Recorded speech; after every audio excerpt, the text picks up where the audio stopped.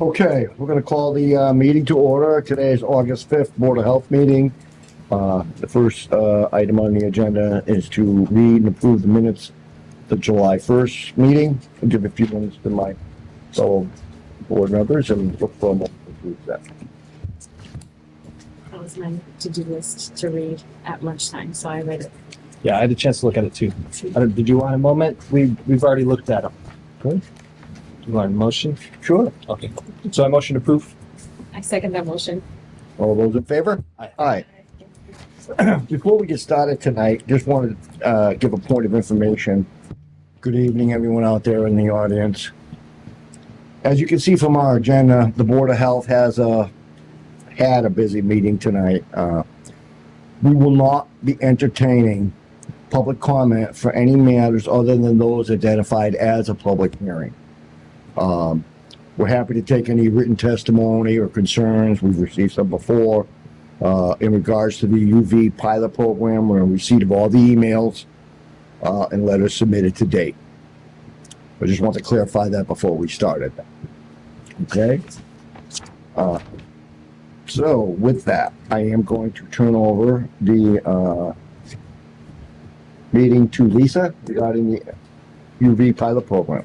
Yeah, so you may have read in the paper or heard through the city's newsletters that the City of Lynn and the Town of Swampscott are collaborating with a UV pilot program. The purpose of the program is to essentially keep the beach open for more swimmable days during the summer. You may or may not know that DCR tests that beach during the summer months. Last year and the year before, beach was closed more often than it wasn't. Due to high bacteria rates, which is a result of like the Stacy's Brook and what have you. The UV pilot program is a innovative technology to help clean the water so that the beaches are more swimmable. It's running from Memorial Day to Labor Day, temporary till we get the data to see what's going on, to determine if it's a long-term solution. It's also a complementary solution to the existing issue of stormwater runoff, right? So we know urban runoff, right? Gets into the storm drains, gets out to the water, pollutes the beach, we can't swim. We know that Swampscott's issue is really old pipes. So we're constantly working to prevent, urban runoff. We're constantly working to prevent illicit sewer connections, but we're never going to be 100% at that. So this is a complementary solution to help make sure the beach is open longer. So far, anecdotally, the beach has been open more this summer than it has in the past 2 summers, which makes it, people can go out there and swim, which is pretty exciting. You guys saw the letters that we got from folks concerned about the sound. Like I said, it's a temporary program, powered by a temporary power source, which is what's causing the sound. And we're investigating what to do about that. To date, the city has responded to all complaints by increasing the number of sound blankets that are out there. I think we have like 15 sound blankets out there now to cover the noise. Fencing, I don't know if you had a chance to drive by there, but there's fencing up there, and they tried to spruce up the fencing to at least have some kind of aesthetic, get the old-fashioned beach pictures up on it. City is definitely, and Swampscott, the City of Lynn and Town of Swampscott have been, communicating back and forth about the issue. And that's kind of really where we are right now with it. And one of the things that you told me was, if this works and we went permanent, there will be a different power source that would not be noisy. Yeah, the long-term goal is when this program is done to analyze all the data and determine what is a long-term solution. This is temporary, and because it's temporary, there's no power source at the site, so it's a generator. If it's a long-term permanent solution, it won't have a generator with it. How that looks, where it is, all that stuff. Again, it depends on funding. It depends on so many variables. Do we want to have Mr. Markopoulos speak too? No necessary. Okay. The director was very accurate, succinct, and to the point. Very good. Thank you. Okay. Okay, we're all set on UV pilot program. Yes, sir. Next issue at hand is the Jolly Vapors license revocation suspension. And I think Lisa has an update with this. Yes, so I have it in your packets. everything that's going sideways in your packets are things that I didn't get a chance to get out to you ahead of time. But, the lawyer for Jolly Vapes did request at 3 o'clock this afternoon, a continuance to have this hearing next month in September, based on our city attorney's recommendation. That we should grant that. So I would just need a motion to grant a continuance of that hearing until next month. And he's still closed in the meantime, correct? He is still closed because of the zoning, building, fire issues. Yep. So we're looking for a motion to extend the hearing appeal to September's board meeting. I'll make that motion. All those in favor? Aye. Aye. Thank you all. Thank you. Good luck. Okay, we're looking, you want to do the Girls Inc. now? Or you want to do April 1st? Or you tell me what you You want. know what? Why don't we do April and I first, Okay, if that's okay? Yeah. So we did vote previously last year, April Peralta, who's the chief health inspector. You guys have met her a few times. We had voted to have her be an agent of the Board of Health, which essentially means that she goes out and does inspections on your behalf, as do I. I wanted to clarify that because April is doing the environmental health aspect of public health, and she's overseeing all the inspections and the licensing around those inspections, that we reaffirmed the board's vote to make her an agent and to put her name on the licenses. I just feel like it's better and more transparent for the community to be dealing directly with the person who oversees the program, because they're calling me and I'm kind of like, oh, hold on, let me reach out to April. And because she has a direct correlation to you guys through the hierarchy and in the org chart, and as the chief health inspector, it just really, to me, makes sense. So I just figured while we were doing that, we could reaffirm myself and April to go out and do these inspections on your behalf and put our names on the licenses. it's always been the practice. Yeah. That the director's been an agent. I mean, the alternative is we do it, right? Yeah, would you? You can do tobacco too. Make sure that's in writing. But yeah, once we get a salary for this position. Yeah, so that doing this will allow, then her name will be on the. Her name will be on the licenses, yeah. That makes Yeah. sense. Okay. Well, we need to reaffirm, or I guess it's a reappointment, or I think we should just reaffirm, because we don't appoint anybody to do anything, but just to reaffirm it and to clarify that if you're out and you see her name on it, that's why you know why. Okay. It gives her the authority to be an agent. Absolutely, Thank you. absolutely, yep. And she's doing a great job, so. so then yeah, I propose we reaffirm April and Lisa to be agents of the Board of Health. Thank you. Correct. Second that motion. Okay, all those in favor? Aye. Okay. You want to do Girls Inc. next? Yeah. Okay, Yeah. All right, Girls Inc. you're on. So, my name is Jessica Shearer Humphrey. I am the peer leader advisor for Girls Inc. For part of Solution Peer Leaders. These are 3 out of 6 of them here. We received a grant from the 84 Movement, which is a tobacco prevention organization, nonprofit. So it's called Creative Spark. And they had asked us, within the Creative Spark to come up with something that, looked at tobacco and social justice. So, without further ado, I'll show you the video that we came up with interest. And we had worked with an organization called Audio Chemists, which is a nonprofit here in Lynn. They were working on their own grant. And they helped us kind of put everything together. But for all intents and purposes, this was researched by the girls, this was written by the girls, this was produced by the girls.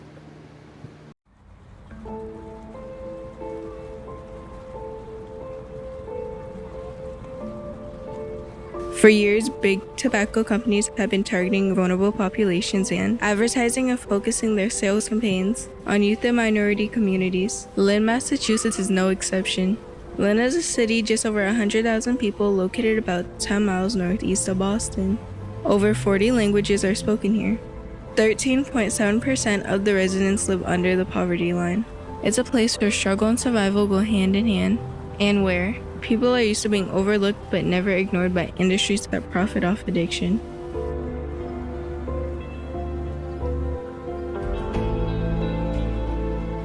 This is Lynn English High School. It is the school with the largest population of ESL, English as a Second Language, students in Lynn. Many of these students are first or second generation immigrants that are trying to find community. Right down the street from our school is this convenience store that is a huge staple to us high school students, whether it's an energy drink before class or just a quick snack after school.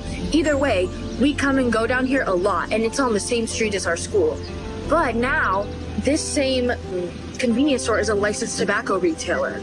And the big glowing vape sign on their front door is something we can't ignore as we walk to school every day. This is a map of all the licensed tobacco retailers in Lynn. Tobacco retailers are any store that can legally sell tobacco products, from cigarettes to vapes. See these red dots? Each one is a store, and a lot of them are within 1,000 feet of a school.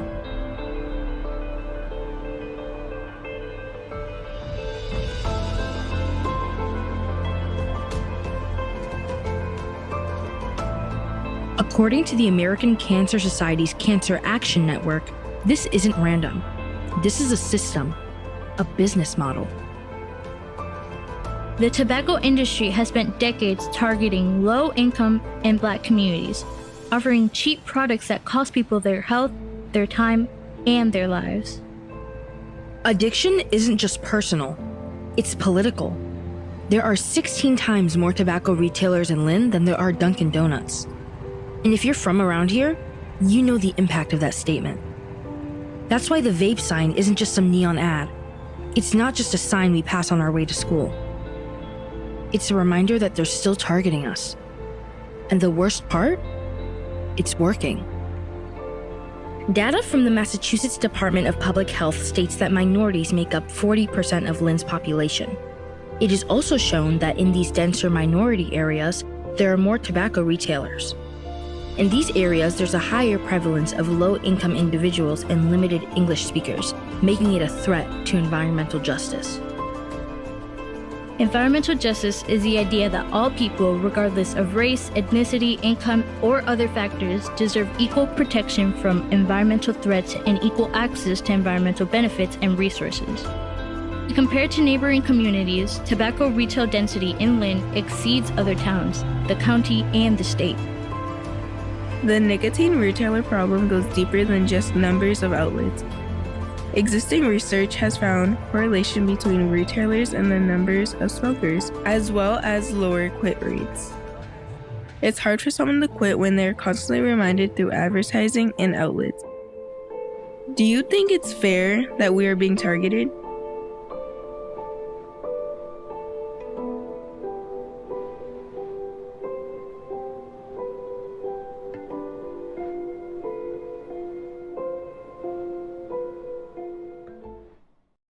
Tell us about making it. How did you guys feel about making this? Was any of this information new to you? Did you know it but didn't understand it?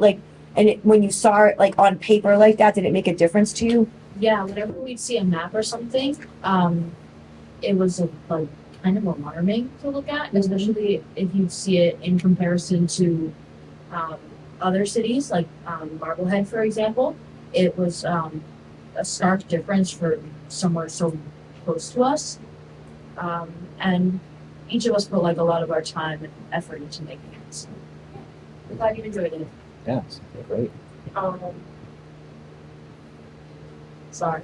So some of it, I already knew from learning with frozen, but some of it I didn't know, and I learned in the process of making the video with the other peer leaders.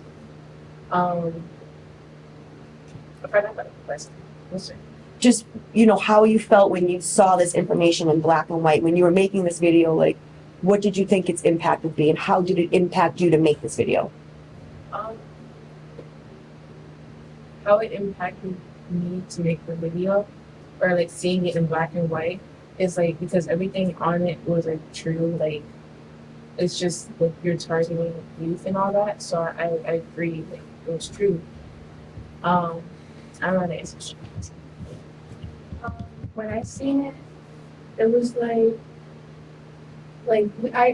already knew, but like seeing it on paper, it hit more than like actual proof that the city that I live in, it's the highest in all the cities around. But yeah.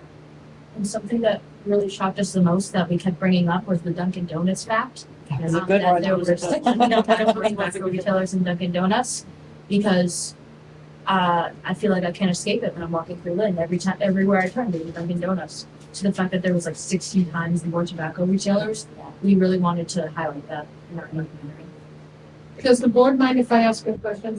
Of course not. So I'm Trace Redford. It's amazing that I don't already know you girls, because I'm the tobacco director for the tobacco control director for North Shore and Cape Ann. So we're the ones that do the compliance checks, help the boards make decisions on policy. We've worked with Girls Inc. on 84s before. This is great news. What are you planning to do with this video to like inform residents, inform your peers? Our plan was really just to educate and open up people's eyes, because if you're cognizant of something happening, you're less likely to fall for whatever illusion they're making. So where are you gonna present this besides the Board of Health with your age group, your peers? I think we're going to present it, I think that. Hi, I'm Natalie Martinez. I'm the CEO of Girls Inc. So we have a plan to do sort of like a speaker series. We're going to do an event at our center at the end of September, where we'll invite partners who helped with the video to come in and other youth to talk about the video. And then we hope to be able to do, to present it to the city council as well. And then also to bring it to Boston, because we have locations in Boston as well, to show what the girls in Lynn are doing. And we know it impacts the kids in Boston as well. So that's our preliminary plan. I love it. And I'll just let you guys know that history has always been in the city of Lynn. And Ron, you can attest to this, that Girls Inc. Youth have brought issues to the table to the Board of Health. And it was so impactful that we actually have a permit cap in the city, meaning we stopped at saying any number of retailers can open.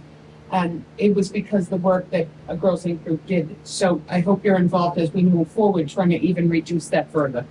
Yeah, I guess that's my that's my question for you guys. Like, as the conclusion to this, and as a board that can influence this, what would be your suggestion of how we could especially help the youth in Lynn? Mostly being aware about it. Like, I didn't know, and like none of my family members knew. Like they know, like, you know, tobacco's bad, but they don't know really the video. And I'm really glad that we made it, because I have a lot of younger siblings and cousins, and we are like, the kids in this community, they are very, very, like, what's the word? They fall for the propaganda. Impressionable. Yes, of the signs. And I don't know, I feel like this video is very like educational in a very good way. Like, not even like, we're never gonna go to like stop people from doing drugs, but it's always good to be aware of what it is and how it's impacting people. Can I add something too? On a more grassroots nature, how do your peers respond to what you do in the school? Do people want to get on board, join to, or at least listen? In other words, you're the young generation that has to spread the message, and your generation has to carry it and go forward with it. How are you responded to from your peers in school? In my experience, I find that people are really supportive of it, because they think if someone, it's different if someone's like in a classroom teaching you, hey, this is bad, as opposed to people that are on your level, people that you eat lunch with every day, So I've faced like very positive, Good. What's it called, like audience feedback, and I have no complaints with it. And then, Me as well. Like my mom's like my best friend, so I tell her everything that like I've learned here. And my mom, she's very like, she's one of those types to do lots of research and just tell me about it at a random car ride. So she likes me, like, she likes this job for me. She likes this, that I like to give her random facts and stuff. Okay. Can you say the question? Your fellow classmates are on board with this? So my classmates, I told them about like what I do, and like I said, like what y'all said, they're like they did not know about it at all, and we're actually interested about the information, and like I feel like my mom, just like Jim's mom, like when I told her, she had no clue about the information, and like she wanted to learn more about it, and she actually did her research, and when I showed her the video, she was like, oh, this is like really like a good cause that like we're doing because everyone's like acknowledging the issue. So yeah, everyone's like on board. The message is getting out there then. Yeah. Further than just the video, you know, your friends, the people you go to school with. Yeah. If I may piggyback on what these Sure. guys are saying, Of course. I had 2 openings for peer leader positions this past fall, and I had so many applicants because of word of mouth. Great. You know, because of what they're doing and stuff like that. You know, girls that were not previously affiliated with Girls Inc., but had heard about what we do from these girls. Great. And I think in Great today's job. age, the youth feel very powerless, and seeing that we do stuff that makes a little bit of a difference of, hey, we're going to the courthouse and we're going to present our case to senators or legislators. I think that also really motivates people our age to go, oh wow, like we do have an influence on how things can play out. Great. That's great. So I'm sure we have a current ordinance about tobacco establishments within certain distance of the school. So, No? yeah, I was gonna say, I think when we tried to do that, we saw that almost would mean that you Like you can't wouldn't have one? because there's Yeah. so many school buildings in there. Am I correct? The problem is there were so many or are so many still so close to schools, and I can point right from my neighborhood, Avon School, you can literally throw it from the store to the school, that it would be a really incredibly slow roll because it would mean new establishments, like the old ones would be kind of grandfathered in. Yeah. So we didn't put a distance, but this is where capping comes in, and a retiring cap, meaning if the place isn't sold, then, you know, within a certain amount of time, that retail permit would come back to the city. I want to give you this because I'd love to talk to you ladies about something very current with the vaping issues. So if I could, 2 things. I would love to invite you ladies to do this presentation for some of our summer youth employees, right? We have some different crews that before the summer's over, if you guys want to come back down here and do this presentation with the kids, and I don't know if you guys like chit chat after or do all that. If you're ready for us to share that through our networks and our, you know, we're doing some surveying and stuff like that, so we could help you kind of gather some data, get the word out. And this space is available too if you need it for something. So, you know, we'd love to have you guys down here doing this work.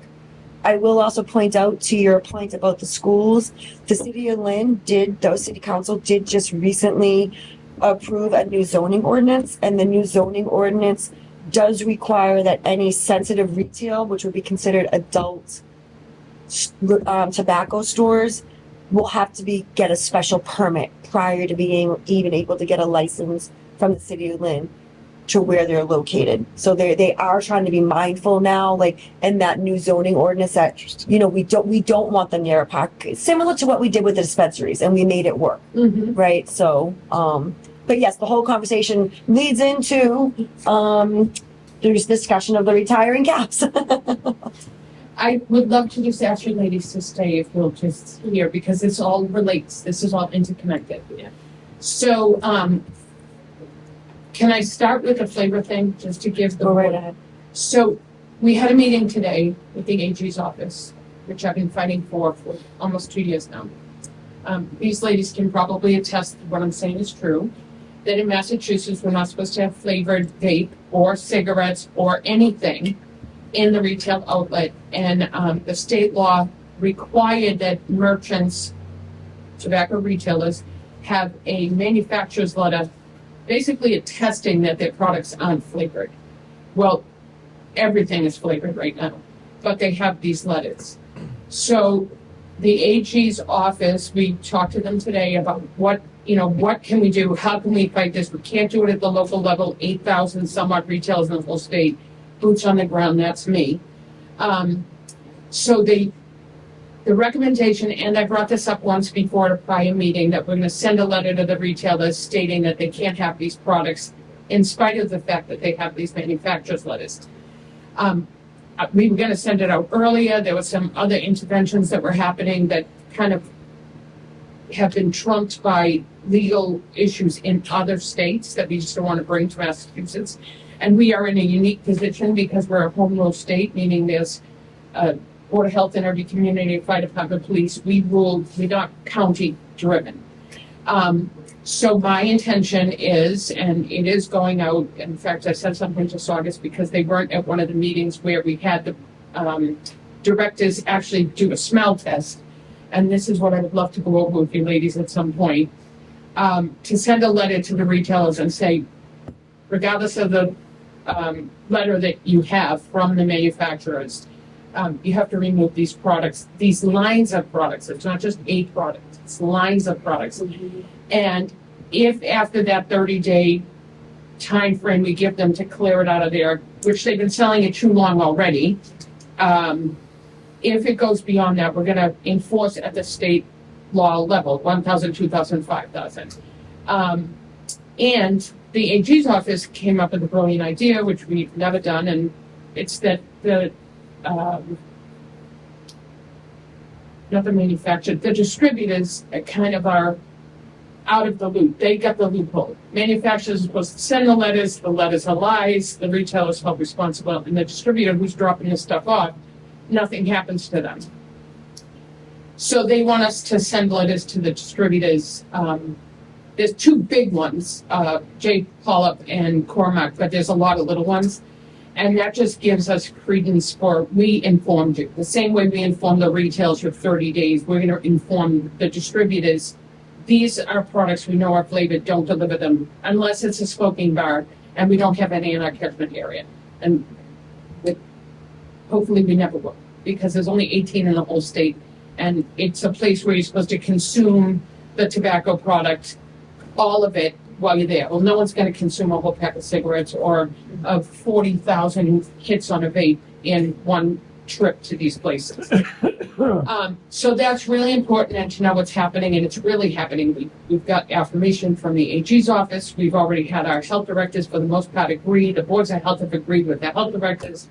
So that's going out. We'd love to have some youth advocates out there saying, kind of letting us know if you see it in a retail store, anonymously, just, we saw this product and it's still out there. And is that true for vape and for tobacco, or is it just for the flavors? Yeah. It's for everything. In state law, what they call tobacco is any nicotine product.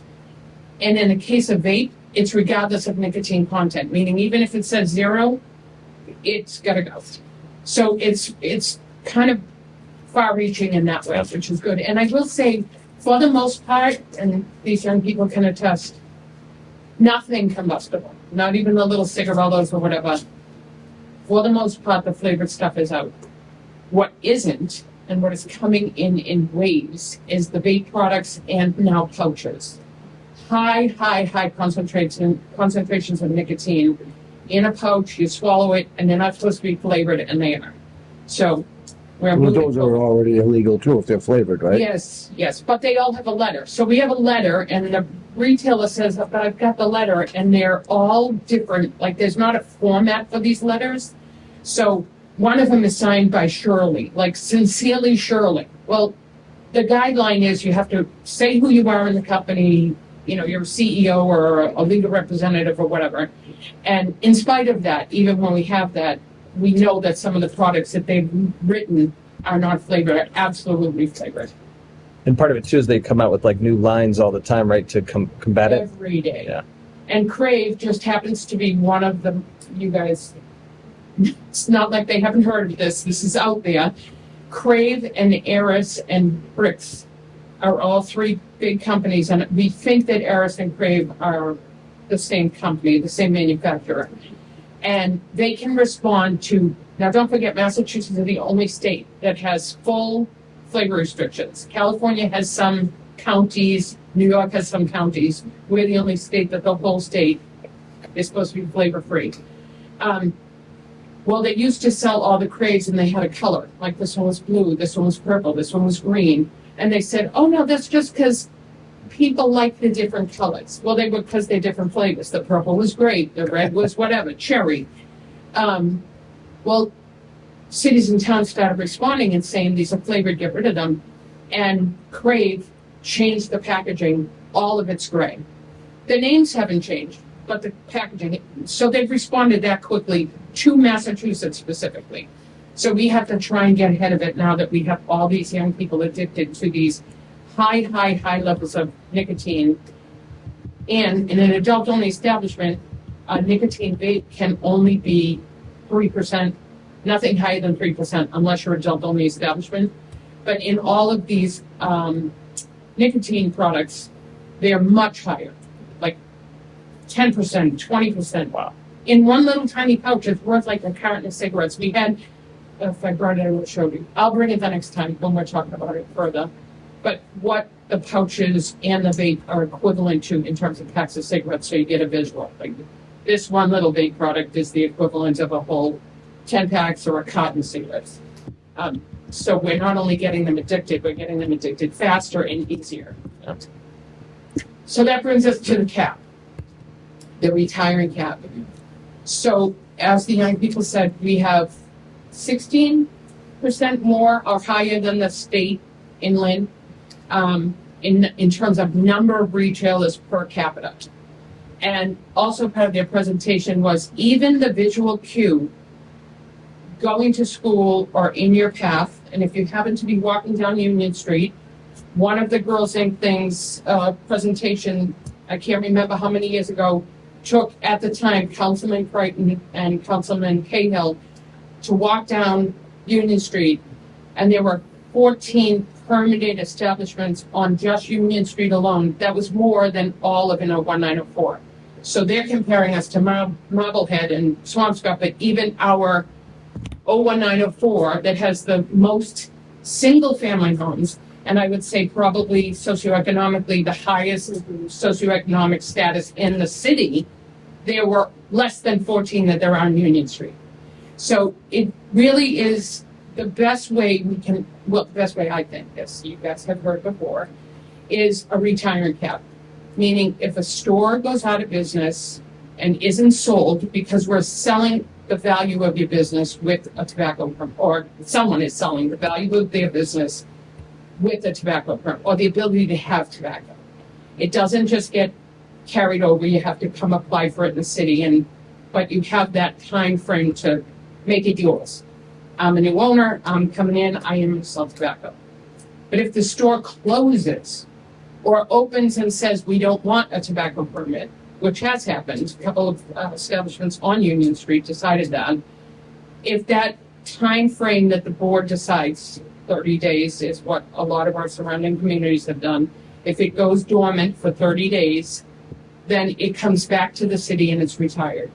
So a store that used to be on Union Street that may become a barber shop or may not, or become a pizza place, or maybe nothing sitting there for a few months, there won't be a permit available.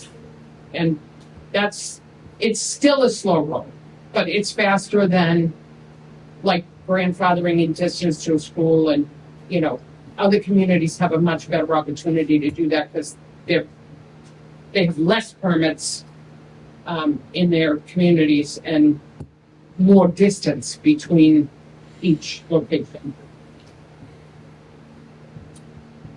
So I know we've tabled that a few times because we were waiting for you to be here.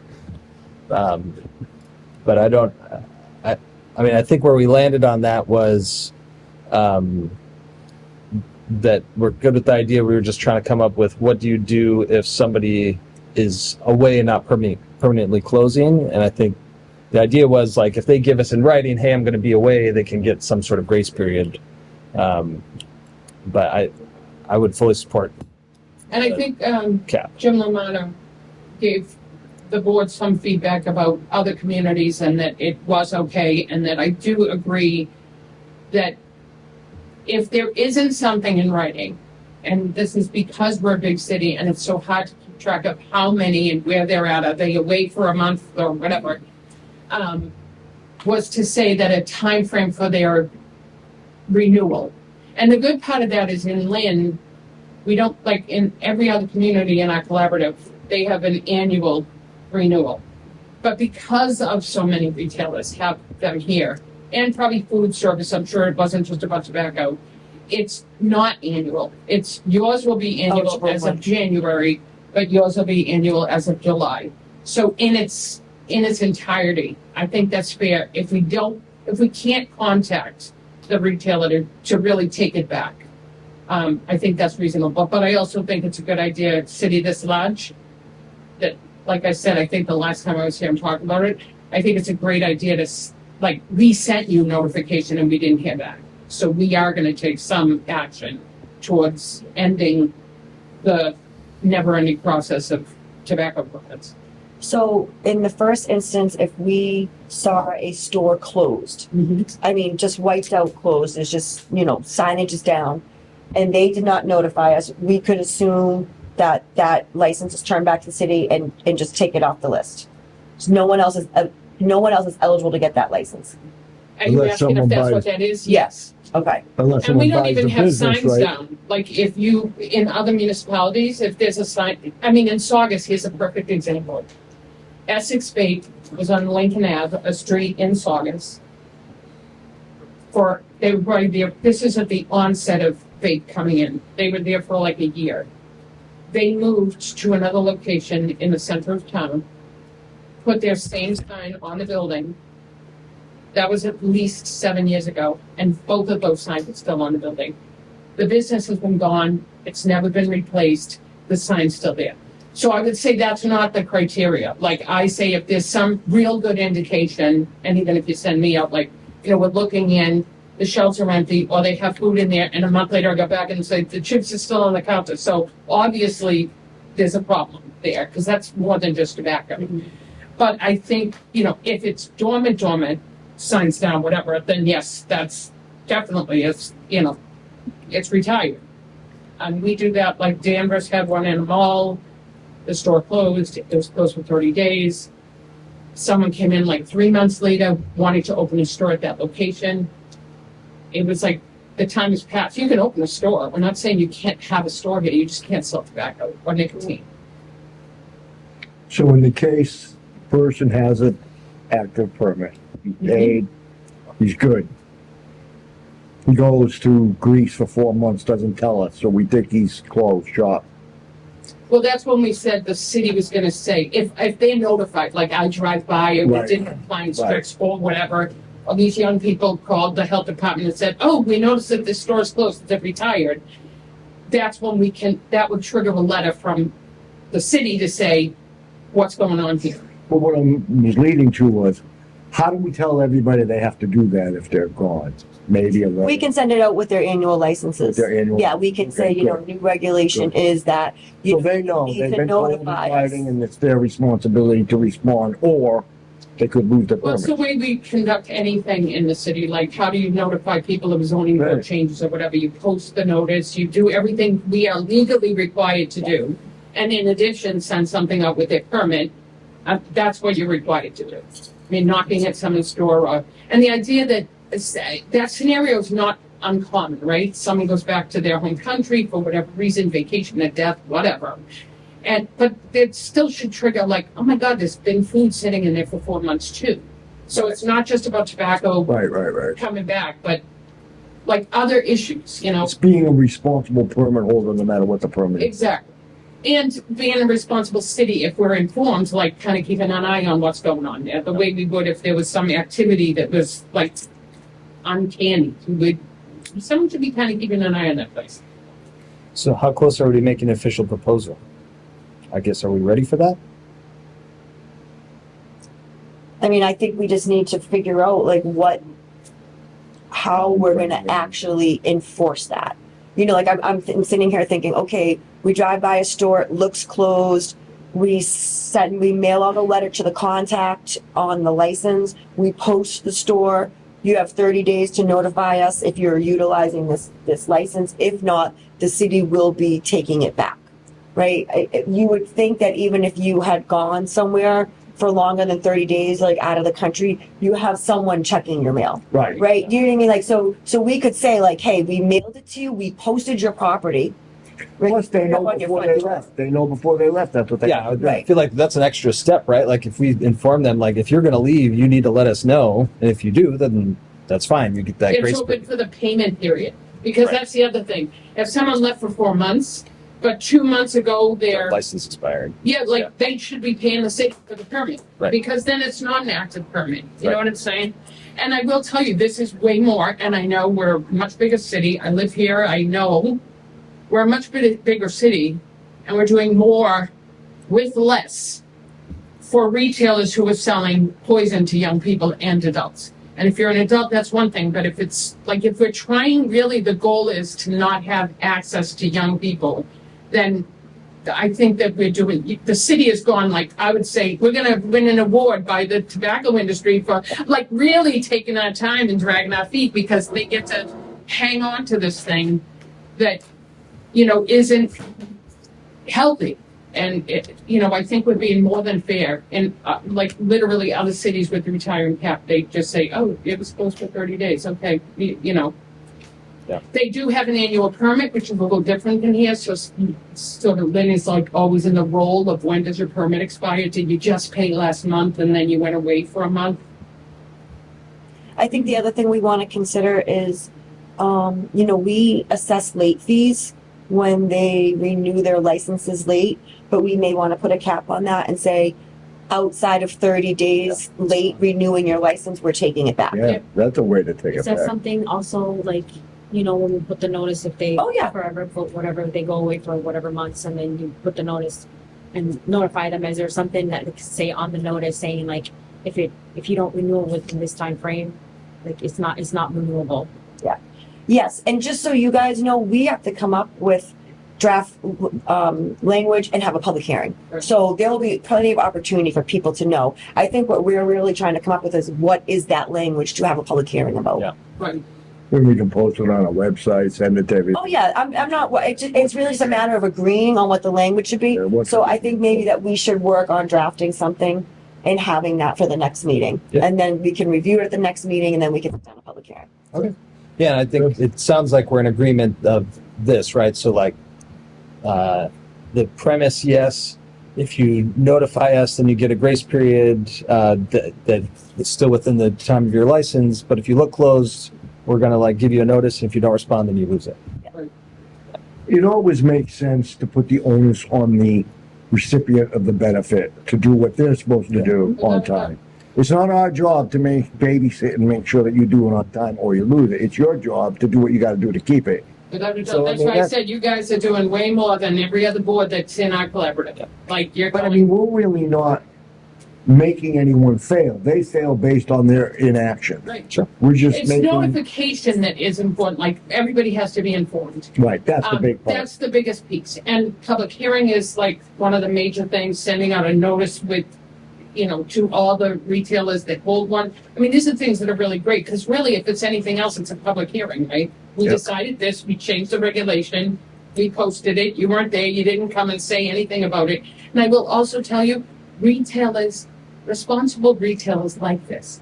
Because when you're in Lynn and you're on a corner, an intersection, and there's 3 stores and you all have the exact same permit, they like that, ooh, one of them might be gone when that sells, because If that they makes don't do the their right thing, more, right. yes, they Well, you will, get rewarded for doing the right thing and you get penalized for not. And it's a profitable business to be in. So, with that being said, you should be on top of ensuring that you keep your, you You know, pay money for a permit, you wanna use it properly. Yeah.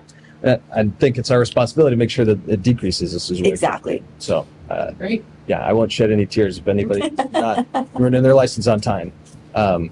I think one other thing that I wonder if we can address, I mean, the advertising, right? Like you walk by like a new vape sign right by the high school. Like, is there any regulation we can make on advertising for Zoning, I tobacco mean, products? yeah, zoning has some on what percentage of which they're not enforcing here in the city, and not in a lot of other communities, but the signage you have in your window is only supposed to take up a certain percentage, and they can decide are you gonna advertise milk or are you gonna advertise vape?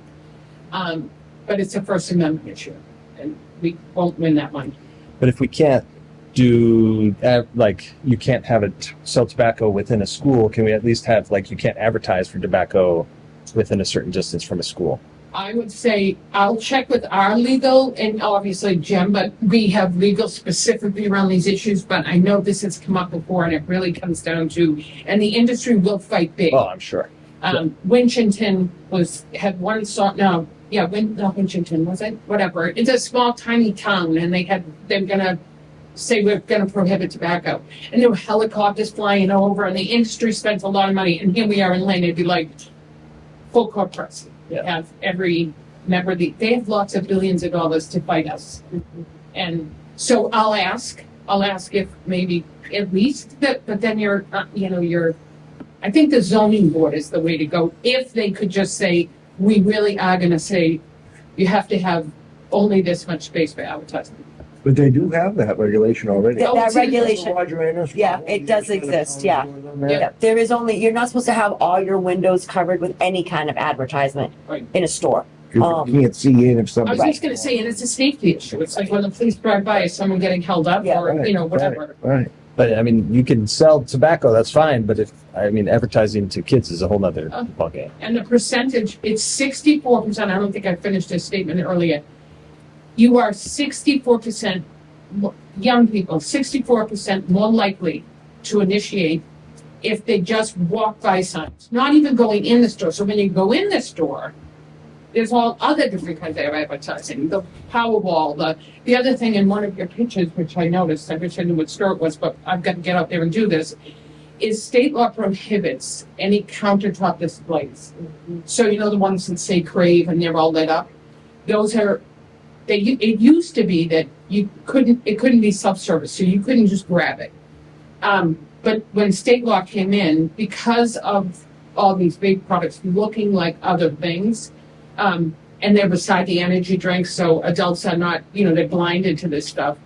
But young people are like, oh, that's, what that is? That's juice. It used to be juice beside an energy. State law prohibits any of those displays to be on the counter. They can be behind the counter, but nothing, no loose sight, no. In fact, we just saw one of the stores. We were responding to a different issue, and they had their display of, they had a big loose sight, just a shelf system. It wasn't even an advertisement, but they had their products there, and we told them it has to be removed. And again, that's finable. Sorry, that was the one that you were in. Yeah, it looks like a little refrigerator, almost like a little cooler Yeah. on top of the counter, yeah. And they have lights in them, neon lights. So how many more ways can we draw your attention to this when you're young? Yeah, and that kind of display is, like Joyce said, prohibited by state law. So do you need any motion or anything from us to draft that, or we can? Nope, we'll have that ready for you guys for the next meeting, yeah. Yep. And then It's good discussion, good progress, good, we're being fair and we're doing what we need to do. And you ladies, I hope you attend when they have the public hearing, you come and you show your support to the board and even bring some of your friends who you said were, surprised by all this, because you guys are the voice of who the people are we're trying to protect. Yeah. And the next generation coming up. So your voice at a public Yeah, and- hearing. And if you can't, come to Truth the of the public hearing, matter is- written testimony. Truth of the matter is Joyce doesn't want to be alone. Oh, no, I've been alone my whole life on this argument. Are you kidding? I just like saying, when the guy who's here from the industry who's wearing $50,000 or driving $100,000 car in a $400 suit, and he's from who knows where, we're from Lynn, and it's like, we don't care that you're saying this. We live right across the street from this store. That matters. And it matters to who's watching. And public hearings aren't just for people against it. There's Right. a part for you to say in That's right. support. So- Yeah. And I think it's important for young people to know that we now understand, we may not have 10, 15 years ago, but we understand now, we have to show you how much we value you. And we have to say, we recognize this as an issue for the kids and the young people in our community. And we want to do something about it because we value you and we don't want to put you at risk of anything else or more than just being a young person entails. So, you know, I think it's important that you guys recognize that and you tell people like this is what they're doing. They're tricking us. You know. Well, and the presentation made a good point that if demand decreases, supply will go away. Yep. You guys have a voice, so Yeah. it matters. And like I said, your group, same group, 10 years ago, Yep. impacted a regulation that was here that exists in the city that we're even trying to make tighter. But that was because of the efforts of Girls Inc. Youth. And you too. So I went out there with the adults in the snow. We walked Union Street. And I'll do that again today. Yeah, thanks. Okay, great. Thank you guys very much, and thank you. I didn't even know you were presenting tonight, so this was like, oh my God, what a great coincidence, I guess. We wanted to surprise you. Thank you. It's my gift. It's our gift to We you. knew it would just make your night, so Well, I'll see you next month thank you. with both Thanks, the George. draft and here for the The public next hearing. issue we have here is. Thank you, ladies. Thank Thank you you, for the Natalie and opportunity. Jessica. Yes, we'll Great be back job. for Again, Thanks for really everything. great job. Great job. Thank you so much for having us. Yes, of No. course. You guys have that on YouTube? Yeah. Is it on social? We will Keep up the have good it. work. Okay. Great job. Great job. Great job. Is it on here? Is Keep up the good work, girls. like, That's Girls Inc. Girls, bold and brave and beautiful. I think there's Okay, chatting. body art reg. Nothing new, just that, you know, I wasn't sure if you guys had a chance to go through that really big code, if you had any questions yet, or just wanted to always keep it on the agenda to see. Was that one of the attachments that you? No, that was sent previously, but I can resend it to you guys.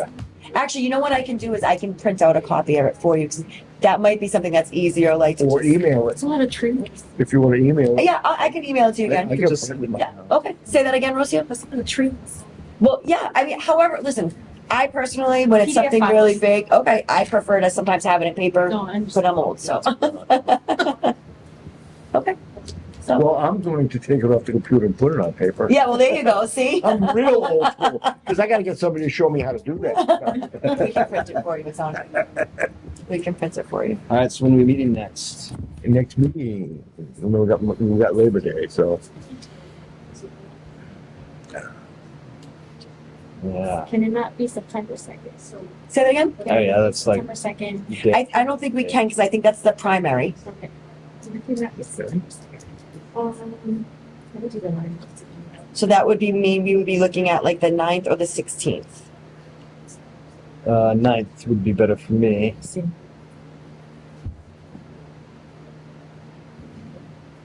That cool for you? Oh, any day is good for me. Okay, so the 9th, September 9th at 6:30. The 9th, September 9th it is? Yeah. 9/9. All right. Well, I make a motion to adjourn. All right. I figured that motion. All those in favor? Aye. Thank you so much.